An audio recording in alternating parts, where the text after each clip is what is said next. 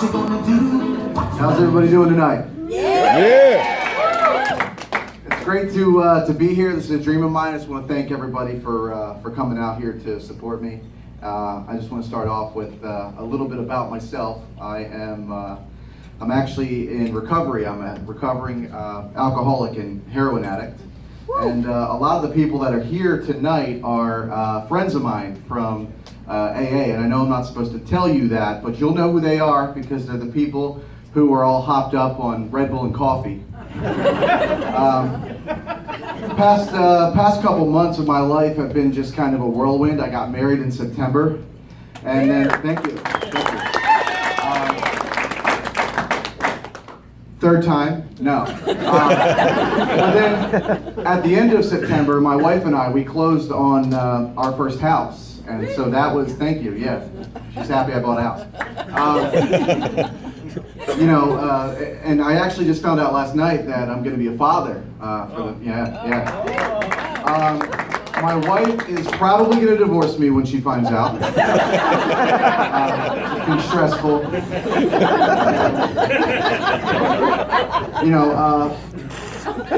The wedding reception was fun though. We had one of them photo booths at the wedding reception, and a photo booth is kind of like an IHOP. It's a good idea until you're actually in one. And I get kind of awkward in photo booths. I don't really ever know what to do. I'm good for like the first two pictures, just like a smile, and then maybe like kissing the person I'm in the booth with, which probably explains why my weird Uncle Al wanted to go in the photo booth with me like 5 times. But it's not just photo booths. I've always been kind of awkward, and for instance, I was when I was in high school, or maybe it was middle school. We had one blind girl in the entire school, and I was in line one day getting lunch, and the lunch lady asked the girl behind me if she wanted carrots. She said no, and I turned to her and told her, "You should have carrots. They're good for your eyes." And I realized it was the blind girl. And actually, thank you. A blind girl once told me I had kind eyes, which I thought about it as like a backhanded compliment almost, but I wound up dating that girl for a few months, and we moved in together, got a little apartment, we adopted a puppy, little Stevie Wonder was his name, and but that relationship, it ended kind of badly because my neighbors, it's really a case of get to know your neighbors, because my neighbors actually, we never really talked to them, and they reported me for domestic violence because every time they saw her, she was wearing sunglasses. I guess they didn't know she was blind.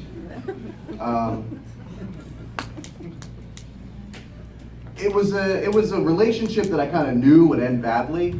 She didn't have a job. I guess that's like a thing for blind people. They don't really have jobs, which I came up with a productive solution for them. Is like we could just replace those sticks that they have with metal detectors and just get them out on the beach. They'll find your car keys, they'll find your wedding ring, all that stuff that's missing on the beach. No, but being in recovery, it's I drink a lot of like those energy drinks and coffee and stuff.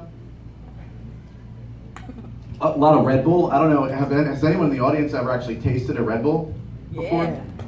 Yeah, and then they're expensive too, and I think I figured out why they're so expensive is because every can of Red Bull, I don't know if you've ever read the can, but every can of Red Bull is slow filtered through a dirty bag of nickels.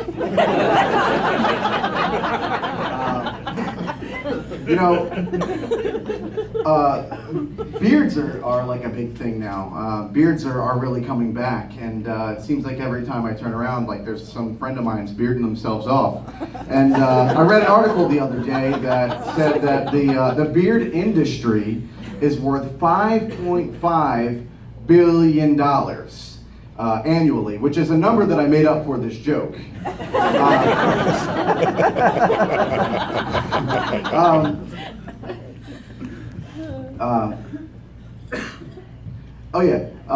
So alphabetically, this joke is almost last because it's about a band that started in 1969 that's known for their beards, ZZ Top. And the funny thing about ZZ Top is there's 3 guys in that band. 2 of the guys have beards. The one guy, though, the drummer, he doesn't have a beard, but that guy's name is Frank Beard. You know, they are one of my favorite bands. They're, in my opinion, it's just my opinion, they're one of the best in the world. And another person, yeah, ZZ Top fan. One person. Well, two, me. But someone else who's kind of at the top of their game that doesn't really get too much attention is a big person that I admire is Stephen Hawking. Stephen Hawking is the smartest man in the world. But I think that he could also be at the top of another game, which would be DJing. I think he would be the world's best DJ because you could call him DJ Jazzy Chair. And he would come out on stage like with the lights and just wheel himself out there, and he would be like, "Hello, Myrtle Beach. Are you ready to rock? Are you ready to rock? I can't hear you." I said, "A hip hop, the hippie to the hippity hop hop, you don't stop rocking," and he would be like breakdancing in his chair. I don't know if that's 5 to 7 minutes, but that's all I have for you guys tonight. It's been a real dream to come out here.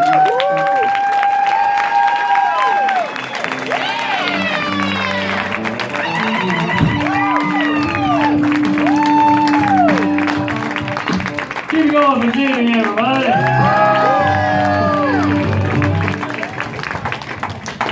Yeah, Jimmy, I used to drink a lot too, and I got allergic to it. Had to quit, hell yeah. I'd break out in a rash, handcuffs, back of police cars, shit like that. Waking up with fat women, it got to be a damn mess.